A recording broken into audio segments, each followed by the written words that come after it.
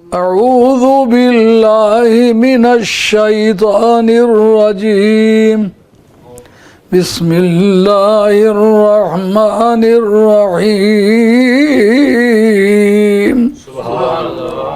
یا ایہا الذین آمنوا لم تقولون ما لا تفعلون کبر مقتا عند اللہ ان تقولوا ما لا تفعلون صدق اللہ مولانا العظیم۔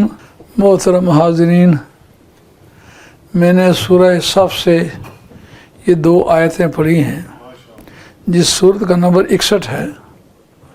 اس میں اللہ تبارک و تعالیٰ نے چند مواقع ایسے جو پیش آئے جو قوم اپنے قول اور بول پر پوری اتر نہ سکی، اس وقت رب کریم نے ان کو احساس مردانگی کو چھیڑا کہ یہ کوئی مردانہ زندگی نہیں ہے کہ لوگوں کو کوئی کام کرنے کو کہو اور خود نہ کرو۔ جس کام کو اچھا سمجھتے ہو پہلے وہ خود کرو، پھر دوسروں کو کہو۔ اگر دوسروں کو پہلے بھی کہہ چکے ہو تو پھر کر کے دکھاؤ۔ اس کے خلاف اگر کرو گے اس کا نتیجہ یہ ہوگا کہ قوم تمہارے کہے پہ بھروسہ نہیں کرے گی۔ یہ نبی کا اپنا مقام ہے کہ نبی نے لَقَدْ كَانَ لَكُمْ فِي رَسُولِ اللَّهِ أُسْوَةٌ حَسَنَةٌ۔ نبی کریم علیہ السلام ایک ستون کی طرح نہیں ہے، معاذ اللہ، وہ ایک عملی نمونہ ہے۔ اگر تمہیں چاہیے کہ کون سا کام کس طرح کروں، دیکھو سرکار نے وہ کیسے کیا ہے۔ سرکار نے وہ ایسا کوئی کام جو اللہ کے قانون میں درست اور جائز ہو اور باعث ثواب ہو، سرکار نے خود نہ کر کے دکھایا ہو۔ سرکار دو عالم علیہ السلام ایک سفر پر جا رہے ہیں، راستے میں صحابہ کرام نے کام بانٹے۔ ایک صحابی کہنے لگے یا رسول اللہ میں لکڑیاں کاٹ کے لاؤں گا، دوسرے نے کہا کہ میں آٹا گوندھ کے چپاتیاں پکاؤں گا۔ اللہ حضرت کا کام آپس میں دوستوں نے بانٹ لیے، اور آپ کے ساتھ ایک بیل تھا جو دوران سفر ذبح کیا جانے کا تھا اور اس کا گوشت بنانے کا تھا اور اس کو پکانے کا تھا۔ نبی کریم علیہ السلام نے فرمایا تم نے اپنے اپنے حصے کے کام بانٹ لیے ہیں، لیکن میں تمہیں بتانا چاہتا ہوں جو سب سے مشکل کام ہے وہ میں نے اپنے ذمہ لیا ہے۔ اس بیل کو گرانا، ذبح کرنا، چمڑا اتارنا، اس کا گوشت بنانا، یہ میری ڈیوٹی ہے۔ سرکار دو عالم علیہ السلام کے صحابہ نے کہا یا رسول اللہ نفعلو مقامہ کا، آپ کی جا بجا ہم کریں گے، نیابتاً عن کا، آپ کی نیابت میں یہ کام ہم کریں گے، آپ نہ کریں۔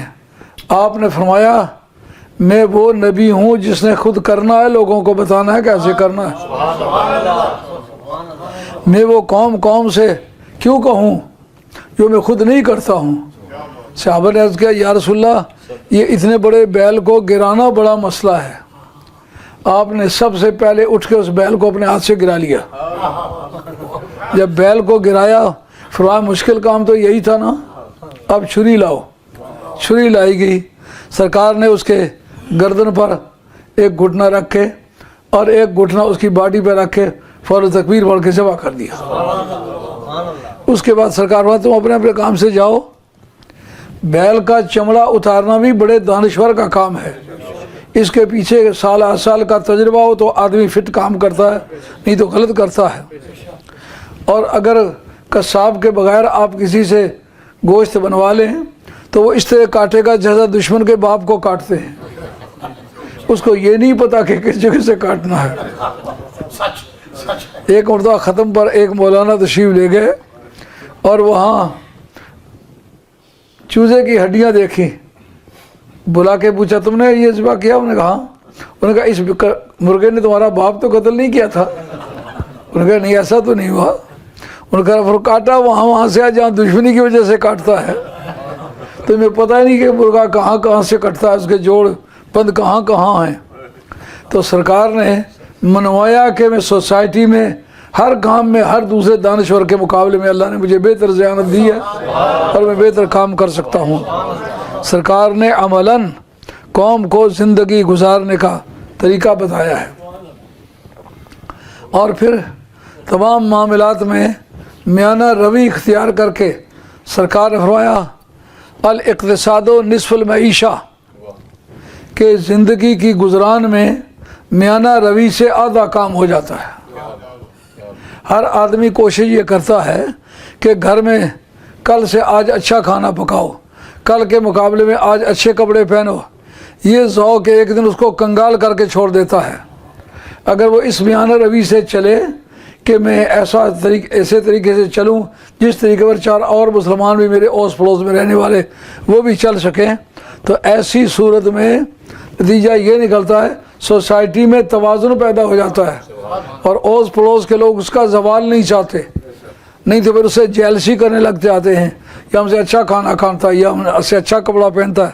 اگر میانہ روی اختیار کر لے تو سوسائٹی میں بھی جو افراتفری ہوتی ہے وہ بھی نہیں ہوتی، اور خود وہ انسان بھی آسانی سے زندگی کے اوقات گزار سکتا ہے۔ اور یہ جو عیدوں پہ کمپٹیشن ہوتا ہے نا، یہ مسلمانوں کے زوال کی نشانی ہے۔ ہر وہ کپڑا پہننا جس کپڑے کے پہننے سے اوس پڑوس کے لوگ عاجز ہوں، اور بچوں نے اوس پڑوس میں محلے میں جا کے یہ تاثر دینا ہمارے جیسے کپڑے کسی کے نہیں ہیں، ہمارے جیسے جوتے کسی کے نہیں ہیں۔ یہ مسلمانوں کے لیے تباہکاری کی دعوت ہے۔ مسلمان وہ ہوتا ہے جو مسلمانوں کے لیے اچھے حالات پیدا کرے۔ سرکار کا یہ فرمانا یہ اصولیات زندگی میں سے ہے، الاقتصاد نصف المعیشہ، میانہ روی زندگی گزارنے کے جو جتنے بھی نکات ہیں آدھا آدھا ہو جاتا ہے۔ اگر میانہ روی اختیار کرے اس کے اپنے حالات اچھے ہو جاتے ہیں، اس کے پہننے کے لیے اچھی گنجائشیں نکل آتی ہیں، وہ اپنے اقربا کے لیے کچھ تحفہ تحائف خریدنے کی پوزیشن میں بھی آتا ہے، اپنے ماں باپ کی بھی اچھی طرح سے خدمت کر لیتا ہے۔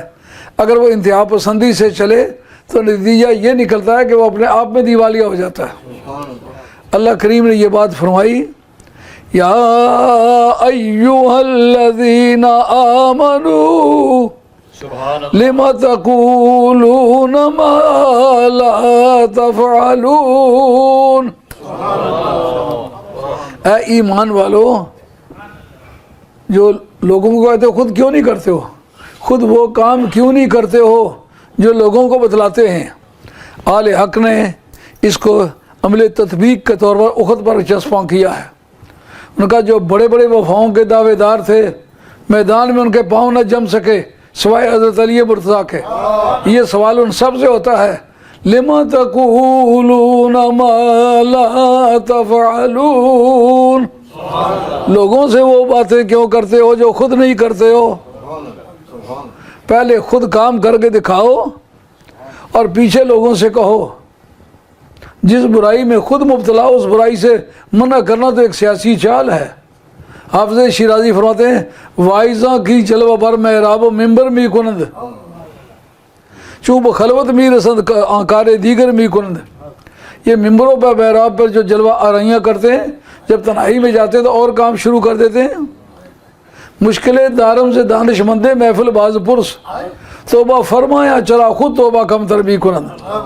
کہتے ہیں مجھے ایک مشکل ہے، کسی دانشور سے اس کا حل پوچھ کے بتاؤ، کہ جو اپنی برائی کو چھپانا چاہتا ہے وہ اس برائی کے خلاف بات شروع کر دیتا ہے۔ اب زمانے میں دیکھو، جن لوگوں کی رفتار حق کے خلاف ہے ان کو پہچانو۔ صرف ایک دن کے چندے کے لیے ایک دن پہلے عید کرا دینا یہ خدا پرستوں کا کام ہے۔ لوگوں کو حق پرستی کی دعوت دینا اور خود نفس پرستی کرنا۔ حضرت نبی کریم علیہ السلام سے حدیث ہے، علامہ دہلوی نے مسند الفردوس کے نقل کی ہے، سرکار دو عالم صاحب فرماتے ہیں، اتیت لیلۃ اسری بی علی قوم یقرض شفاءہم بمقاریض من النار۔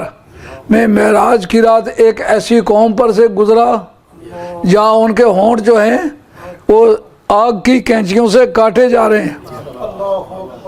فَيُقْرَضُ كُلَّ مَا دَفِعَتْ، कहते जो ही वो बराबर होते फिर काटे जाते हैं, बार बार उनके होंठ काटे जाते हैं। और मैं पूछता हूँ जिब्रील अमी से, मन हाउला इल्लज़ीना क़ुलिज़त शिफ़ाउहुम, कि बताओ ये कौम कौन सी है कि जिनके होंठ जानब की कैंचियों से काटे जा रहे हैं।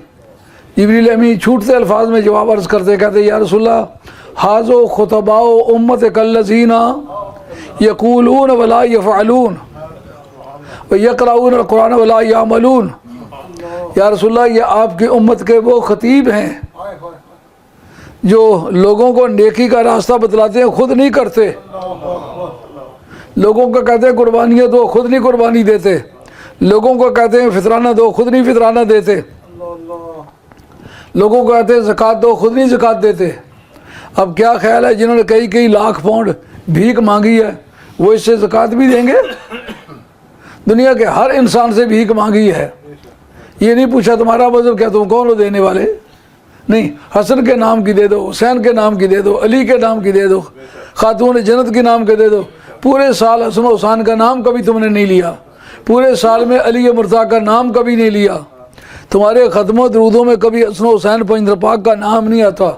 तुम कहते हो ये शिया की बोली है, वो शिया की बोली है तो उनके नाम का मांगते क्यों हो?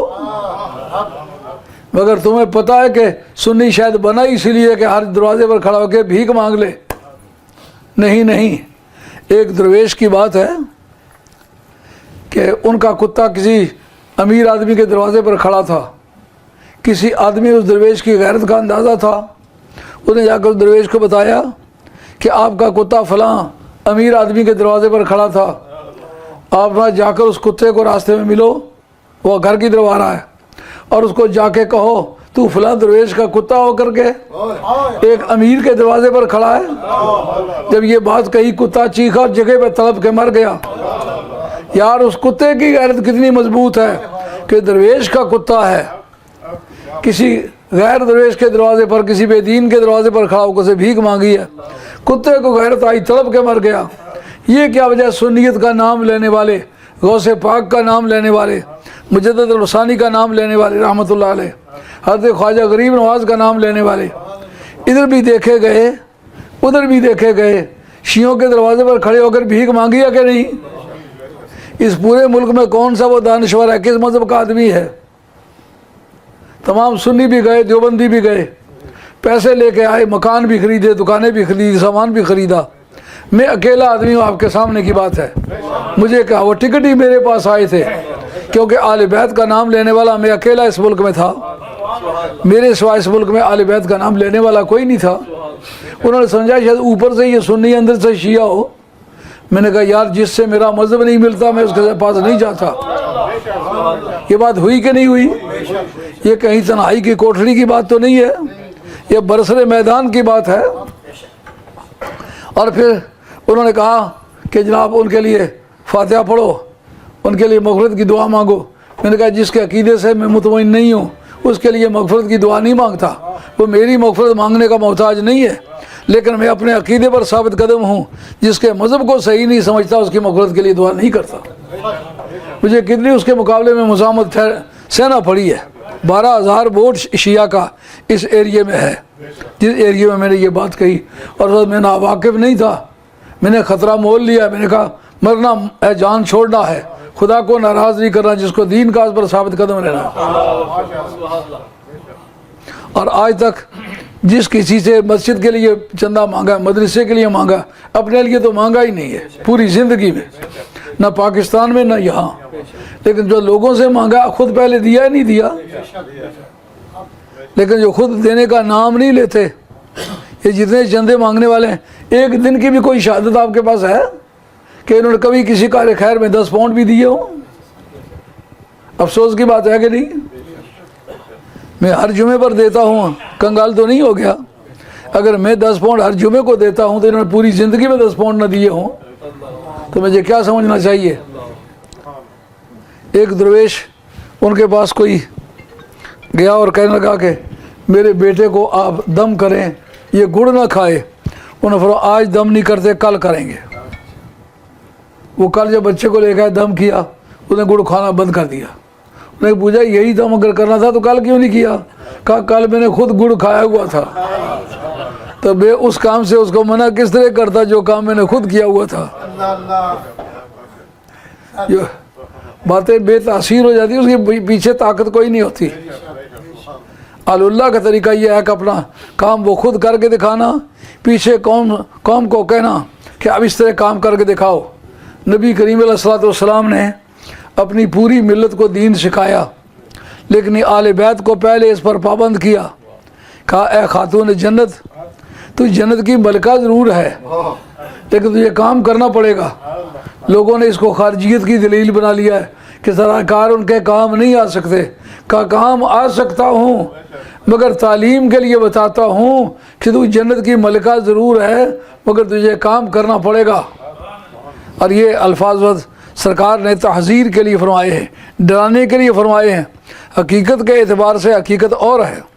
یہ ہو سکتا ہے کہ باپ اپنے بیٹے کو ڈرانے کی کرے، میں سر سے مار ڈالوں گا، اگر یہ کام کے سر سے مار ڈالوں گا تو اگر سر سے نہ مار ڈالے تو یہ جھوٹ نہیں ہوگا، اس لیے کہ وہ تحذیر کی غرض سے اس نے کہا ہے لا اغنی عنک من اللہ شیئا، اے خاتون جنت میں تیرا کچھ نہیں سنوار سکتا۔ لیکن اس کا یہ مطلب نہیں کہ سرکار کے پاس قوت نہیں ہے، نہیں، جو جنت کی ملکہ ہوگی اور جنت کی چابی جس کے پاس ہوگی وہ خامد ہے اس کا۔ حضرت سیدہ عائشہ طیبہ طاہرہ سلام اللہ علیہا فرماتی ہیں علی قسیم الجنت والنار۔ یہ حدیث جو ہے دارمی نے لکھی ہے، دار قطنی نے لکھی ہے، اور حضرت امام ابن حجر مکی نے سواق مورکہ کے اندر لکھی ہے، اور اعلیٰ حضرت فاضل بریلوی رحمۃ اللہ علیہ نے جو کتاب لکھی ہے امامین کریمین کی شان میں، اس کے صفحہ 97 98 99 پہ یہ حدیث لکھی ہے اس مقام پر کہ جنت کی چابیاں حضرت علی کے پاس، وہ قسیم الجنت والنار، جنت اور دوزخ کو بانٹنا یہ اسی کا کام ہے۔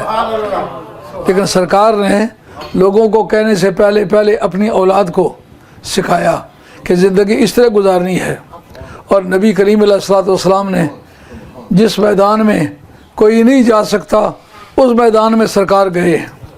حضرت طلحہ رضی اللہ عنہ کے گھوڑے کے بارے میں مذکور ہے، حضور کے معجزات میں ہے، حضور کا گھوڑا تھا، حضرت طلحہ تھا، بہت مریل ٹائپ، بہت سست۔ ایک مرتبہ اتفاق ایسا ہوا کہ شور مچ گیا کہ مدینہ طیبہ پہ کوئی غنیم آ کے حملہ آور ہونے لگا ہے۔ سرکار دو عالم علیہ السلام نے فرمایا کہ باقی قوم کو بعد میں بتاتا ہوں۔ سرکار اسی گھوڑے پر سوار ہو کے تشریف لے گئے، اور جس جگہ اس دشمن کے آنے کا پتہ بتایا گیا اس جگہ کو پوری طرح چیک کر کے چاروں طرف گھوڑا دوڑا کے، اور گھوڑے کو ایسا بنا دیا کہ زندگی میں کوئی گھوڑا پھر اس کو پہنچ نہیں سکا۔ بات تھی تلوار کی، میدان کی، سرکار نے شجاعت سکھائی تھی، تو شجاعت میں اللہ تعالیٰ نے حضرت نبی کریم علیہ الصلوۃ والسلام کو وہ شان دی کہ باقی قوم جو ہے وہ تیار ہو رہی ہے، وہ اپنے کیل کانٹے سے لیس ہو رہی ہے کہ دشمن اگر آیا اس کے مقابلے کے لیے تیار ہو کے چلتے ہیں۔ اتنے میں دیکھا کہ سرکار اس اصل منزل کو دیکھ کے واپس آ گئے، اور جو مریل گھوڑا تھا اس پر سوار ہو کے گئے، ساری زندگی اس نے کسی کو پہنچنے نہیں دیا۔ مزہ آیا نا بہادری کا، اور محنت و شقت کے کام بتلائے۔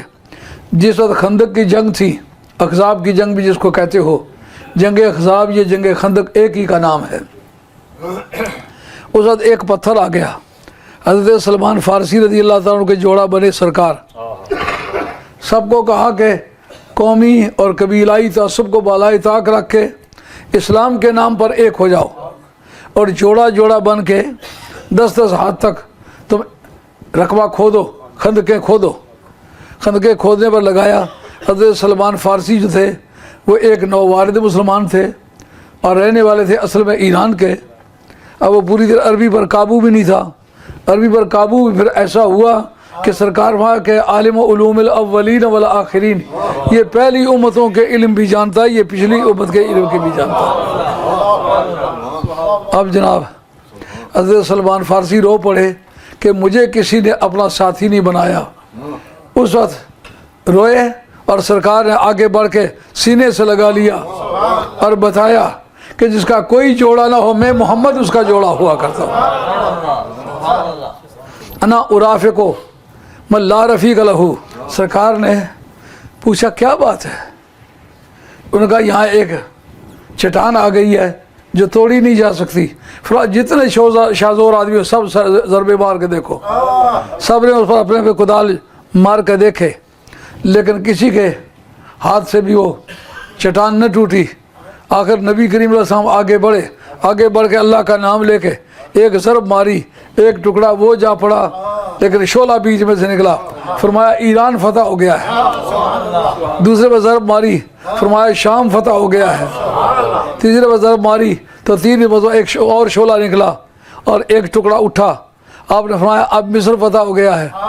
3 ملکوں کے نام لیے باری باری اور بتایا کہ میں محنت و مشقت کی دوسروں کو ہمیشہ عادت ڈالتا ہوں، لیکن تمہیں بتانا چاہتا ہوں سب سے زیادہ اچھی مشقت میں کر سکتا ہوں۔ سبحان اللہ، 3 ضربیں ماری۔ ان ضربات میں علی مرتضیٰ بھی شریک ہوئے، عمر فاروق بھی شریک ہوئے، ابو صدیق بھی شریک ہوئے، لیکن کسی سے وہ چٹان ٹوٹی نہیں۔ ٹوٹی تو پھر مدینے والے کی ضرب سے ٹوٹی۔ معلوم ہوا مشکل کشائی کا کام مشکل کشا کرتا یا مصطفیٰ کرتا۔ سبحان اللہ۔ سرکار دو عالم علیہ السلام نے ان صحابہ کو جمع کر کے فرمایا یاد رکھو اب وہ وقت آنے والا ہے کہ تم ان سے لڑا کرو گے، یہ تم سے لڑنے کے لیے نہیں آئیں گے۔ یہ غزوہ احزاب ہی کی بات ہے۔ ظاہری طور پر نقشہ جنگ احزاب کا یہ ہے کہ مسلمان 3000 ہیں، وہ 10,000 ہیں۔ وہ 3 سے زیادہ ریشو بڑی نہیں، مسلمانوں کی ریشو گھٹتی چلی گئی لیکن میدان میں بڑھتے چلے گئے۔ اس وقت میں کون کہہ سکتا ہے جب کہ راشن ان کے پلے نہیں ہے۔ آخری وہ وقت آیا کہ سرکار دو عالم علیہ السلام کی بارگاہ میں ایک عہد نامہ لکھا گیا کہ آئندہ نصف آمدنی مدینہ طیبہ کی تمہیں دیا کریں گے، تم اس حالت میں ہمیں چھوڑ کے چلے جاؤ۔ لیکن اتنے میں حضرت مسعود بن عمیر بن مسعود آگے بڑھے، انہوں نے کہا یا رسول اللہ میں ایک ان سے گر کھیلتا ہوں، مجھے اجازت دیجیے۔ فرمایا کھیل لو۔ انہوں نے جا کر کے یہودیوں سے کہا کہ مسلمانوں کے ساتھ اتفاق ہو گیا مشرکین مکہ کا کہ ہم اور تم آپس میں چچیرے بھائی ہیں، ہم مل کے آج یہودیوں کا خاتمہ کرتے ہیں، یہاں کہ یہ مٹھی بھر یہودی ختم ہو جائیں تو پورے عرب میں ہماری حکومت بن جاتی ہے۔ یہ بات ان کو اپیل کر گئی۔ اب یہودی جو تھے ان کی دوستی سے باز آ گئے، ادھر جا کے ان سے کہا کہ یہودیوں نے مسلمانوں سے پیکٹ کر لیا ہے کہ ہم اور تم دونوں مل کر کے مشرکین کا خاتمہ کرتے ہیں، اگر یہ مٹھی بھر مشرکین ختم ہو جائیں تو ہم اور تم آپس میں مشترکہ حکومت بنا لیں گے۔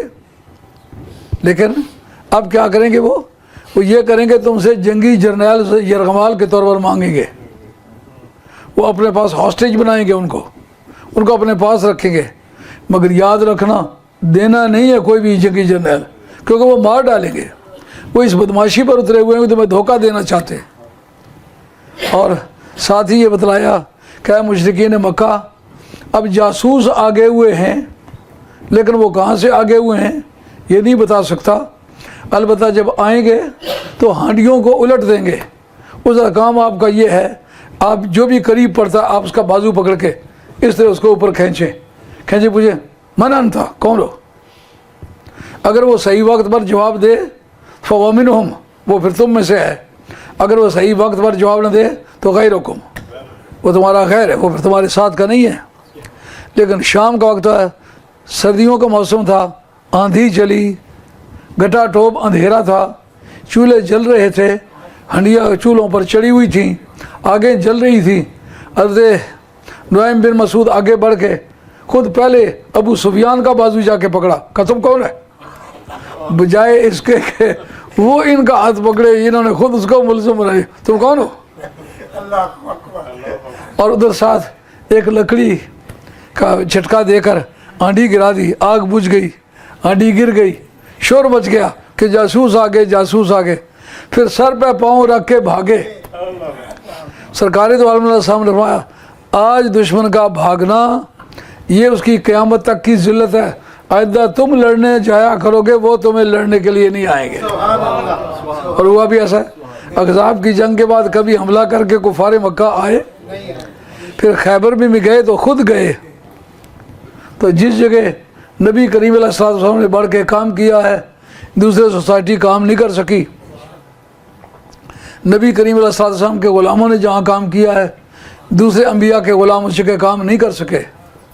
تو یا ایھا الذین آمنوا لم تقولون ما لا تفعلون. جو علم والا اپنے علم پر خود عمل نہیں کرے گا، اللہ تعالیٰ علم کی دولت اس سے چھین لے گا. اس علم میں برکت نہیں ہوتی. جس علم پر عمل نہ کیا جائے، دن بدن وہ گھٹتی چلی جاتی ہے.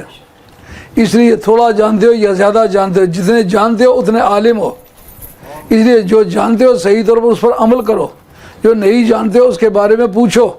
تو مقصود کلام یہ ہے کہ عمل کی زندگی ایک زندگی ہے. عمل کے بغیر زندگی شرمندگی ہے. عمل ہو تو زندگی زندگی ہے، وگرنہ شرمندگی ہے. حضرت علی مرتضیٰ شیر خدا رضی اللہ تعالیٰ عنہ، آپ اپنی زندگی میں لوگوں کو کہا دین سے ہمدردی کرو. خود ایسا کیا کہ سال کے بعد جو مال آپ کے پاس آیا ہے وہ ہمدردی کے طور پر سب پر بانٹ دیا. خود کو حصہ دار نہیں بنایا، اور خود اپنے بیت المال میں جھاڑو لے کے دیا، اور جھاڑو سے اس کو صاف کر کے کہا مسلمانوں اس بات کے گواہ رہو کہ اس مال میں سے میں نے نہ اپنے بچوں پر خرچ کیا ہے نہ اپنی ذات پر خرچ کیا ہے. تمہیں کہتا ہوں اسلام کے بارے میں مخلص ہو جاؤ، ہمارے ایمان اور دین کے بارے میں اخلاص کی تم شہادت بن جاؤ. یہاں تک کہ خود فاقے کاٹے لیکن مسلمانوں کے ہمدردی سے گریز نہیں کیا. مثال کے طور پر خاتون جنت نے، مولا مرتضیٰ نے روزہ رکھا ہوا ہے. آپ کی کنیز نے بھی روزہ رکھا ہوا ہے جس کا نام فضہ ہے. یہ وہی کنیز ہے جو میدان کربلا میں بھی کام آئی تھی، اور یہ وہی فضہ ہے جس نے کہ ایک پیالہ باؤل لے کر کے پیش کیا کھانے کا امام زین العابدین کے سامنے. تو امام زین العابدین خون کے آنسوں سے روئے. فرمائیے 72 سر جو نیزوں پر نظر آ رہے ہیں نا، یہ میرے ابا جی کا سر ہے، میرے جوان بھائیوں کے سر ہیں، میرے چچیرے بھائیوں کے سر ہیں، میرے سگے بھانجوں کے سر ہیں، میرے خاندان کے یہ سر جو ہے نیزے پر چڑھے ہوئے ہیں. میں ایسی حالت میں کھانے کا نام سننے کے سے میں دقت محسوس کرتا ہوں. یہ وہی فضہ ہے. فضہ یہ تیرا کھانا میرے سر آنکھوں پر، میں قیامت کے میدان میں اللہ کی بارگاہ میں یہ تیرا باؤل پیش کروں گا، لیکن اس وقت میں کھا نہیں سکتا. مگر تو اس وقت ہمدردی کر رہی ہے، اس وقت تو ہمارا نام کوئی نہیں لے سکتا، تو باؤل لے کر کے آ گئی ہے، کھانا پیش کر رہی ہے. یہ وہی مائی فضہ. انہوں روزے رکھے ہوئے ہیں اور 3 روٹیاں پکیں. باہر کوئی سائلی آ گیا. اس نے کہا میں ایک مسکین ہوں، میں مسافر ہوں، میرے پاس کچھ نہیں ہے، میں 3 دنوں کا بھوکا ہوں. حضرت مولا مرتضیٰ نے اٹھ کے اپنے حصے کی روٹی اس کو دے دی. خاتون نے جنت نے کہا میرے والی روٹی بھی صحیح دے دو. اس فضہ نے کہا میرے والی روٹی بھی اسی کو دے دو. جو پھولوں کو پاس بیٹھے ان سے خوشبو آتی ہے، گلے خوشبو در حمام روزے رسید از دست محبوب بدستم. سعدی مرحوم فرماتے ہیں میں امام میں گیا تو وہاں سے بٹی اٹھائی، اسے خوشبو آ رہی تھی. بدو گفتم کے مشکی یا ابیری کہ از بوئے دلاویز تو مستم. مجھے مٹی یہ بتاؤ کہ تو کستوری ہے یہ امبر سارا ہے، کیا چیز ہے؟ تجھے مٹی ہو کر خوشبو کس طرح آ رہی ہے؟ وہ کہتے ہیں بگفتہ من دل گلے ناچیز بودم وہ لیکن مدت با گل نشستم. میں تو مٹی تھی لیکن میں پھول کے پاس بیٹھی رہی ہوں، اس لیے مجھ میں خوشبو آ گئی ہے. تو فضا ہی تھی، لیکن خاتون جنت المرتضیٰ کی سنگت معمولی چیز تو نہیں. انہیں سب نے اٹھ کے ان کو روٹیاں دے دی. جناب پھر فاقہ جاری رہا. اگلے دن کا روزہ رکھا. پھر ایک آ گیا، اس نے کہا جناب میں یتیم ہوں، 3 دن کا فاقہ ہے. تینوں روٹیاں اٹھائیں اور یکے بعد دیگرے اسی کو دے دی. اور پھر تیسرے دن کھانا پکایا اور تیسرے دن روزہ کھولنا چاہا. روزہ کھولنے کے وقت ایک اور آ گیا جناب میں قیدی ہوں, جیل سے ابھی رہا ہو کر کے آیا ہوں, 3 دن کا فاقہ ہے. آپ نے فرمایا لوگوں کو سخاوت کی دعوت دوں, خود سخاوت نہ کروں. اگرچہ فاقے سے ہوں, تیسرا دن ہے, لیکن وہ اس قیدی کو دیے. قرآن مجید نے اس کی تعریف کی, قرآن مجید نے اس کا قصیدہ پڑھا. وَيُطْعِمُونَ الطَّعَامَ عَلَىٰ حُبِّهِ مِسْكِينًا وَيَتِيمًا وَأَسِيرًا. اپنا پیار کا کھانا, 3 دن کا فاقہ ہو, کھانا سامنے آئے تو پیار تو ظاہر ہے. 3 دن کا فاقے کے بعد روزہ کھولنے کے وقت اپنا روزہ کھولنے سے پہلے اس یتیم اور مسکین کا کھانا پورا کرنا, یہ علی مرتضیٰ وہ سخاوت کی دعوت تھی کہ لوگوں کو سخاوت کی دعوت دیتا ہوں. السخی حبیب اللہ ولو کان فاسقا, البخیل عدو اللہ ولو کان زاہدا. سخی اللہ کا دوست ہوتا ہے خواہ گنہگاری کیوں نہ ہو, کنجوس اللہ کا دشمن ہوتا ہے خواہ پرہیزگاری کیوں نہ ہو. حضرت علامہ عبد الرحمن صفوری رحمۃ اللہ علیہ نے حضرت عیسیٰ علیہ السلام کا ایک واقعہ لکھا. دیکھا کہ ایک آدمی ہے, وہ کعبے کی کنڈی پکڑ کے رو رہا ہے. پوچھا کیوں رو رہا ہے؟ انہوں نے کہا میں ایک دعا کرتا ہوں میرا گناہ معاف ہو, لیکن وہ معاف نہیں ہو رہا. ان کا گناہ کیا ہے, معافی کس طرح مانگ رہے ہو؟ ان کا میں بڑا امیر اور دولت مند آدمی ہوں, ہر طرف خرچ کرتا ہوں, مگر خدا کے نام کا اگر خرچ کرنا پڑے تو موت آ جاتی ہے. آپ رب میں اللہ کا پیغمبر ہو کر اشارت دیتا ہوں, اگر تو اتنا روئے کہ کعبے کا سارا سین, کعبے کا سارا علاقہ تر ہو جائے, اس سے گھاس پیدا ہو, وہ گھاس کی پتیاں ساری مل کے تسبیحیں کہیں اور تیری مغفرت کی دعا مانگیں, میں اللہ کا نبی ہو کے اشارت دیتا ہوں تیرا یہ گناہ معاف نہیں ہوگا. یہ کنجوسی ایسی لعنت ہے. ہم نے اپنی زندگی میں یہ تجربہ کیا ہے. ہم نے اپنے لیے تو کبھی چندہ مانگا نہیں کہ اللہ تعالیٰ توفیق بھی نہ دے کہ میں کبھی مانگوں, اللہ وہ نوبت نہ لائے. لیکن مسجدوں کے لیے مانگے, مدرسوں کے لیے مانگے, لوگوں کو مانگ کے دیے, خود مانگ کے لیا نہیں.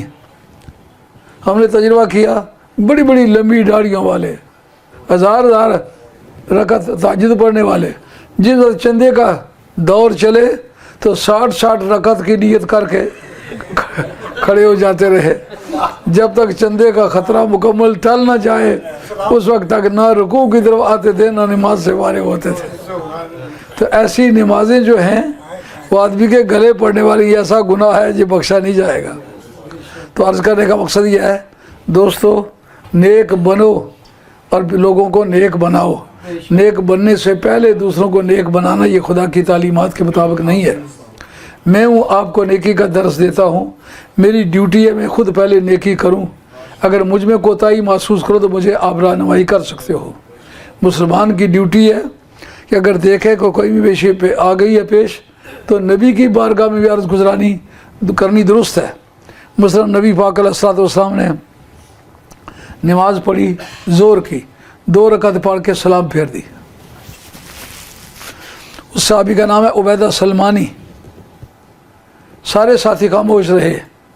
وہ کہتے ہیں کیا خاموشی سے بھی اجماع منعقد ہو جاتا ہے؟ انہوں نے کہا خاموشی سے اس جو ہے اجماع منعقد ہوگا جب وہ چیز ضروریات دین میں سے نہ ہو. اگر ضروریات دین میں سے تو بولنا واجب ہوگا. حضرت عبیدہ سلمانی بولے, انہوں نے کہا یا رسول اللہ یہ نماز گھٹ گئی ہے یا آپ کہیں نسیان ہو گیا ہے؟ آپ نے پھر 4 رکعت پوری پڑھائی, 4 رکعت پوری کی. یعنی اب نبی کے بارے میں غلطی کا لفظ نہیں استعمال کرنا, یعنی آپ نماز گھٹ گئی ہے یا آپ سے صاف ہو گیا ہے. تو اس سرکار نے پڑھائی اور بتایا کہ صحابی نے نبی کریم علیہ الصلوۃ والسلام کے ایک عمل کو سرکار کی تعلیمات کے خلاف پایا. سرکار کی بارگاہ بندہ نواز میں ادب سے عرض کیا یا رسول اللہ صلی اللہ علیہ وسلم مہربانی فرمائیے بتائیے.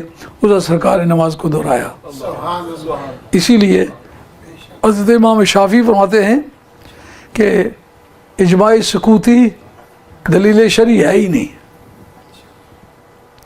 لیکن حضرت علامہ عبدالعزیز بخاری رحمۃ اللہ علیہ جو پہلے شارح ہیں اصول بزدوی کے, پہلی کتاب جو اصول فقہ پر لکھی گئی جورسپروڈنس, جس کو قانون کہتا ہے نا, جورسپروڈنس, جورس کہتے ہیں قانون کو, پروڈنس کہتے ہیں دانش کو.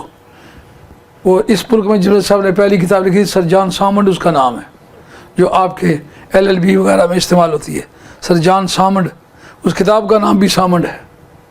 تو ہمارے جو پہلے بزرگ گزرے جنہوں نے اصول پر کتاب لکھی ہے وہ امام سرخسی ہے، بلکہ اس سے پہلے جو امام گزرے ہیں انہوں نے اصول بزدوی، امام بزدوی ان کا نام ہے، اس کی شرح امام لکھی ہے حضرت عمر عبدالعزیز بخاری نے۔ اس کے اندر لکھتے ہیں کہ ہمارے ہاں حنفیوں کے ہاں خاموشی سے بھی اجماع سکوتی منعقد ہو جائے گا، لیکن شرط یہ ہے کہ وہ ضروریات دین میں سے نہ ہو، یعنی ضروریات دین میں سے نہ ہو تو بولنا ضروری نہیں ہے۔ اگر ضروریات دین میں سے ہے تو بولنا ضروری تھا، پھر اگر چپ رہا ہے تو اس کی خاموشی سے اجماع منعقد ہو جاتا ہے۔ تو یہ تھا آج کا پیغام جو آپ کی خدمت میں پیش کرنا تھا۔ اللہ مجھے اور آپ کو سچے دین پر قائم رکھے، اور خدا کرے جو منہ سے کہیں وہ عمل سے بھی کر کے دکھائیں، سخاوت کو اپنا شعار بنائیں۔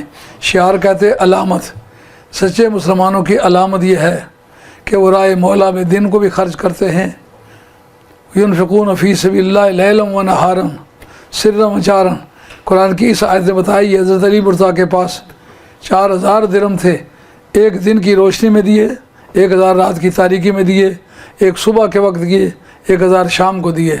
تو 4 فیشن انہوں نے اختیار کیے 4000 درہم کے لیے، تو اللہ نے اس کا ریکارڈ قرآن مجید میں بیان کیا۔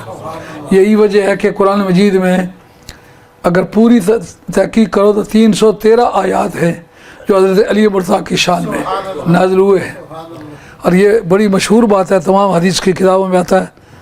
حضرت امام احمد بن حنبل کہتے ہیں ما جاء فی شان احد من الصحابۃ من الفضائل ما جاء فی شان علی بروایات الصحاح، کہ کسی بھی صحابی کی شان میں اتنی حدیثیں نہیں آئی ہیں جتنی حضرت علی مرتضیٰ کی شان میں آئی ہیں۔ پتہ ہے یار لوگوں نے اس کی کیا تعویل کی ہے؟ یار اگر کوئی نیکی بھی کرے تو بدی کے ارادے سے کرے تو کچھ نہ مزہ ہوا، نیکی کے ارادے سے کرے تو نیکی ہوتی ہے، نیکی اگر کرے پر بدی کے ارادے سے کرے، وہ کہتے ہیں حضور کی شان، حضرت مولا مرتضیٰ کی شان میں حدیثیں زیادہ ضرور آئی ہیں، لیکن اس کی وجہ یہ ہے کہ حضرت علی مرتضیٰ کی مخالفت بہت زیادہ ہوئی ہے، اس لیے صحابہ میں سے جس کو ان کی شان کی حدیثیں یاد تھیں سب نے اگل دی۔ یہ جواب ناکافی ہے، اگر حدیثوں ہی میں کثرت ہوتی تو پھر تو یہ بات مان لیتے، لیکن قرآن مجید میں 313 آیات مولا مرتضیٰ کی شان میں ہیں، کسی کی شان میں 10 آیتیں بھی نہیں ہیں۔ یہ تو لوگوں کے پروپیگنڈے کے جواب میں صحابہ نے ان کی شان کی حدیثیں بیان کی ہیں، رب کے کس نے اس کے پروپیگنڈے کے مقابلے میں آیتیں پیش کی ہیں؟ 300 آیات امام ابن حجر مکی نے بھی لکھی ہیں، 300 آیات انہوں نے بھی لکھی، حالانکہ انہوں نے بڑا صرفہ کیا ہے، لیکن انہوں نے 300 آیات لکھی ہیں۔ دوسری کتابوں نے 313 آیات لکھی ہیں، 313 آیات صرف علی مرتضیٰ کی شان میں۔ جو لوگوں کے پروپیگنڈے سے متاثر ہو کر حدیثیں بیان ہوئی ہیں وہ تو ہم تسلیم کر لیتے ہیں، لیکن بتاؤ خدا کس کے پروپیگنڈے سے متاثر ہوا؟ اس نے حضرت علی مرتضیٰ کی شان میں 300 سے زیادہ آیات نازل فرمائی ہیں۔ اس کا جواب کیا ہے تمہارے پاس؟ معلومات سخیاں سے اموال برمی خورند بخیلہ غم سیم و زرمی خورند۔ نہ سخاوت میں ان کا کوئی جواب ہے، نہ شجاعت میں ان کا کوئی جواب ہے، نہ علم میں کوئی ان کا جواب ہے۔ اس دن آپ نے دیکھا تھا، وہ میرا ایک کلام پڑھا تھا مجاہد نے، دائرہ کون و مکان اندر علی مرتضیٰ شیر خدا ایک ہے، یعنی شیر خدا کا ٹائٹل سوائے مولا مرتضیٰ کے کسی کو نہیں ملا۔ اکو باب مدینہ العلم دا ہے، لا سیف سے لا فتح ایک ہے، جس کی شان میں یہ بھی ہے وہ بھی اکیلا علی ہے، اور ولی ساز ہے امتاں ساریاں دا، سارے نبیوں پر نبوت بانٹی ہے سرکار نے، سب کا امت میں جتنے ولی گزرے سب کو ولایت عطا کی علی نے۔ ولی ساز ہے امتاں ساریاں دا، نبی پاک دا معجز نما ایک ہے۔ سید کسے میدان جو آ رہا نہیں،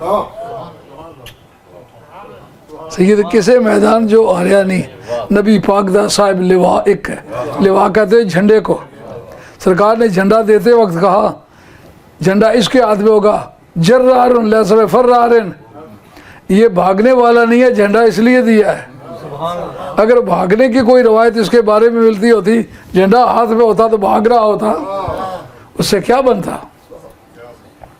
تو علی مرتضیٰ نے قوم کو عملاً سبق دیا ہے، غربت دیکھی ہے، معاشی بدحالی دیکھی ہے، مگر دین میں خم نہیں آنے دیا، کسی روپے پیسے کا غلط استعمال نہیں کیا، رائے مولا میں جان دے دی، لیکن آخری وقت تک بھی یہ فرمایا یہ جو میرا قاتل ہے پانی جو میرے لیے لائے پہلے اس کو پلا دو۔ شان ہے نا، کہتے ہو مسلمان تلوار کی دھار سے پھیلا ہے، یہ تلوار کی دھار سے پھیل رہا ہے۔ اگر کوئی انسان ہوتا تو جس وقت مرتے مرتے بھی اپنے حصے کا پانی قاتل کو دیا ہے، اس نے نہ سمجھ لیا ہوتا یہ سچے دین کا حامل ہے۔ اور جناب علی مرتضیٰ شیر خدا رضی اللہ تعالیٰ نے فرمایا اس کو فلا تمثلو ہو، وہ کبھی کبھی جرم کی زیادتی کے ساتھ، کیونکہ سیویرٹی آف کرائم جو ہے یہ گریوٹی آف پنشمنٹ کو مستلزم ہوتی ہے، یعنی جو جرم سنگین ہوتا جائے سزا بڑھتی جاتی ہے، سخت ہوتی جاتی ہے۔ لوگ آنکھیں نکال دیتے تھے، ناک کاٹ دیتے تھے، ہونٹ کاٹ دیتے تھے، کان کاٹ دیتے تھے۔ فرمایا فلا تمثلو ہو، اس کا مسئلہ بھی نہیں کرنا، آنکھیں نہیں نکالنی، اس کی ناک نہیں کاٹنی، کان نہیں کاٹنے، ہونٹ نہیں کاٹنے، یعنی مرتے وقت بھی انصاف اور عدل کے ترازو کو ٹیڑھا نہیں ہونے دیا۔ یہ ہے اصل میں زندگی، لوگوں کو ایسی زندگی دینا جس پر عمل کیا جائے تو صحیح زندگی مل جائے۔ وما علینا الا البلاغ المبین، وآخر دعوانا ان الحمد للہ رب العالمین، والصلاۃ والسلام علی رسول الکریم، الحمد للہ۔